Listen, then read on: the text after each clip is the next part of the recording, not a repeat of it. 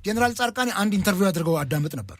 የታደሰ ወረደ የጊዜያዊ አስተዳደሩ መንግስት ይልቀቅ ስልጣን እሳቸው ራሳቸው ስልጣን ለቀው አይደል እዚህ ሮጦ የመጡት።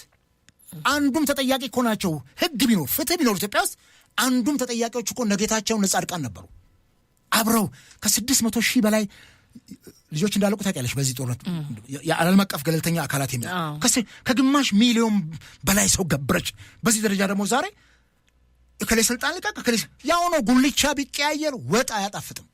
ያው ናቸው፣ ደሴም ናቸው። እሳቸውም እኮ ምክትል ሆነው የክልሉ ጌታቸውም ዋና ሆነ እኮ አይተውታል። የት ድረስ ፈቀቅ አሉ? ለምን ያን ያላሸነፏቸውም? እዛ ለምን ተሸንፈው ወጡ እነሱ? ይሄንን እዚህ ደግሞ መቱ መሀል አዲስ አበባ ላይ አሁን ደግሞ ፌዴራል መንግስት ስልጣን ሆኖና በፕሪቶሪያ ስምምነት እንትን ይቀይር። ይሄ ደግሞ ሌላ ቀውስ ያስከትላል። ሁል ጊዜ ያ ክልል አዲስ ሰው የተሾመለት ሲቃየው ያለ አዲስ እንደሚሟሽ ጀበናና ማሰሮ። ስለዚህ ይሄ አይደለም። እንዲያውም እነኚህ ሰዎች ገለል ቢሉ ጥሩ ነው ከፖለቲካው ዓለም ቶታሊ በቃቸው። 17 ዓመት በረሃ ነበሩ። በህወሓት ጦርነት የሰሩት ወንጀል በጣም ብዙ ነው።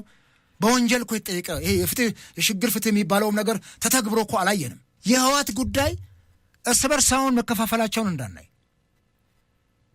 ይሄ አሁንም እርስ በርስ ተከፋፈሉ ብለን እንደው ጅብ በቀደደው ውሻ በቀደደው ጅብ ይገባል የሚለው እንትን ይሄ ፖለቲካ አያስኬድም። የጠላት ወዳጄ ነው የሚለው ነገር አያስኬድም።